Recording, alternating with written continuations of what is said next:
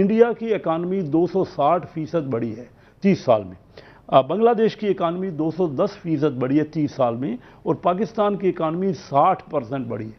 1990 में ना इंडिया हमसे 4 गुना था, आज इंडिया 10.5 गुना हो गया। आज इंडिया देखिए ना 3000 अरब डॉलर की उनकी इकानमी खड़ी है और हम 290 पे हैं। तो हम बातें करते रहे, हमारे पास एटम बम है। वो जो भुट्टो साहब कहते थे कि घास खाएंगे लेकिन एटम बम बनाएंगे, तो वही अब नौबत आ गई है कि घास खाने पे आ गए। नमस्कार, जय हिंद, वंदे मातरम। इमरान खान को सत्ता में आए 3 साल पूरे हो गए हैं, लेकिन पाकिस्तान की हालत एटमी मुल्क होकर भी एक भिखारी से ज्यादा नहीं है।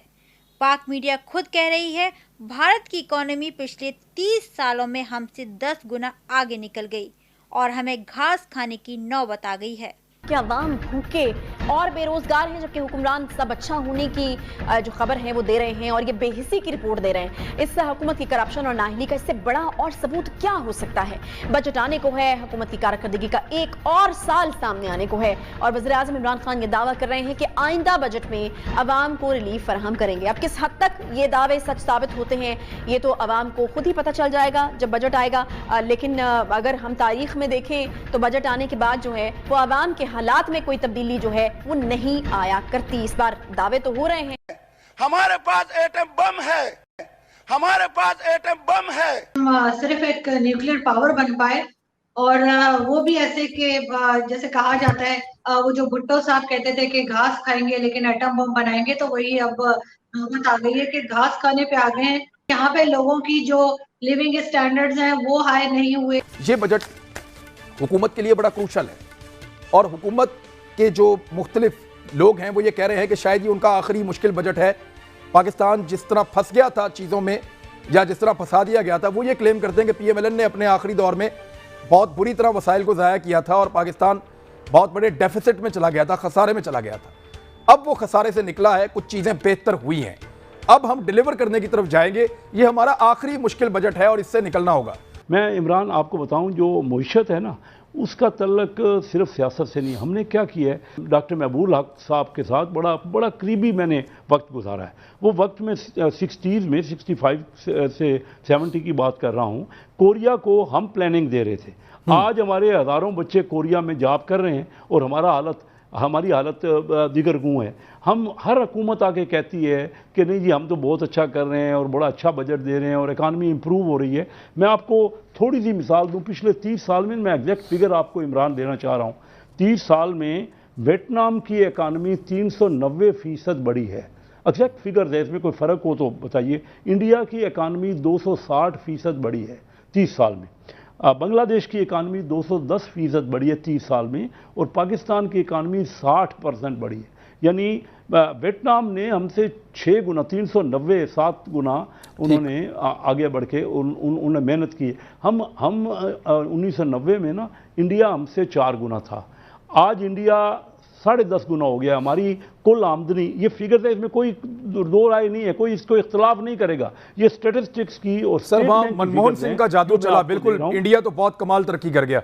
एक वो दौर था और एक आदमी था मनमोहन सिंह, उसने बहुत काम किया। जी जी आज इंडिया देखिए ना 3000 अरब डॉलर की उनकी इकानमी खड़ी है और हम 290 पे हैं। तो हम बातें करते रहे। मैं देखिए ना, मैं इस वक्त किसी एक पार्टी को रिप्रेजेंट नहीं कर रहा, मैं मुल्क की बात कर रहा हूँ, अपने पॉपुलेशन की, अपने बच्चों की बात कर रहा हूँ। हम सबको मिल के ना पहले दिन ही मियाँ शहबाज शरीफ साहब ने कहा कि आइए बैठ के चार्टर ऑफ इकानमी करें। देखिए हम कहाँ दे, मैं आपको बताऊँ ना, कल की फिगर है, आप चेक कर लीजिए कि 16.5% घराने जो है वो फूड सिक्योरिटी के इंतहाई प्रॉब्लम में है, यानी उनको ग़िज़ा ही पूरी नहीं मिल रही। 16.5% अगर 22 करोड़ की आबादी ले लेना तो 1 करोड़ 60 लाख लोगों को तो खुराक ही ठीक नहीं मिल रही, ग्रोथ ठीक नहीं हो रही बच्चों की। ना हमने क्या, मैं आपको बताऊं ना कि SME जो सेक्टर है ना वो बड़ी बुरी तरह पिस गया है। अमीर आदमी ने तो बहुत पैसा बनाया इस साल, जो बड़े फैक्ट्रियां थी, लार्ज स्केल इंडस्ट्री या बड़ा जिम्मेदार था, उसने तो पैसा बनाया है, लेकिन तनख्वाहदार तबका पिस गया है, उसको कुछ नहीं मिला। और छोटा SME, मैं इमरान सबसे बड़ी आपको बात बताऊं ना, हमारे मुल्क में कर्जा ही सिर्फ बड़ी इंडस्ट्री को मिलता है। मैं खुद बिजनेसमैन हूँ, बड़ा बिजनेसमैन हूँ, ह्यूज मेरा ट्रेड है, लेकिन मैं आपको बताऊं कि इंडिया में कुल कर्जे का 15% उनको छोटी इंडस्ट्री को, SMEs को देते हैं। बांग्लादेश में कुल कर्जे का 12% देते हैं, हमारे यहाँ 7% है, 7% यानी 93% कर्जा ही बड़े को मिलता है। छोटे और लाखों लोग छोटे कारोबार में, छोटी इंडस्ट्री में हैं, उनको कर्जा भी नहीं मिलता। तो आप इन टेक्निकल बुनियादों पे हुकूमत की रहनुमाई करने के लिए मौजूद हैं। आप मुझे बताएं कि माशियत बेहतर हो गई, अपने पांव पे खड़ी होगी, सब कुछ हो गया, आप भी अवाम में जाते हैं, आम आदमी आज तक खुशहाल क्यों नहीं हो सका? आम आदमी हुकूमत से खुश क्यों नहीं? छोटी सी मिसाल आपके पांव के जरिए से दूंगा। एक बच्चा पैदा होता है, पूरा घर खुश होता है, खुशियां भी नचाए जाते हैं, खुशियां मनाई जाती हैं, ढोल बजाए जाते हैं, लुडियां डाली जाती है, मिठाई तकसीम की जाती है। तो क्या वो बच्चा पैदा होते ही जो है वो माँ बाप की जनाब बुढ़ापे का सहारा बन जाता है? वो बच्चा पैदा होते ही जो है वो घर के जनाब खर्चे बच्चे पूरे करना शुरू हो जाता है? वो बच्चा पैदा होते ही जो है वो घर के सारे मुआशी माशरती सियासी मामला सॉर्ट आउट करना शुरू हो जाता है। जनाब एक बुनियाद पड़ती है, ये आज बुनियाद पड़ी है इन चोरों, लुटेरों और लोसरबाजों ने और इन ठगों ने। देखिए चौहान साहब, आप लोगों ने ऐलान किया था ना कि 90 दिन, आप लोगों ने ऐलान 100 दिन का किया था। बात पूरी होने दें। आप लोगों ने मुझे, जब बच्चा कितनी उम्र में होके हमें फैज देगा? अभी बुनियाद पड़ी है, इंशाल्लाह उसके आफ्टर इफेक्ट्स और साइड इफेक्ट्स आपको आना शुरू होंगे, जो अगले इंशाल्लाह 8-10 साल तक लोगों को महसूस होंगे। अभी इसके स्टार्ट होंगे तमाम मैक्रो माइक्रो इकोनॉमिक्स।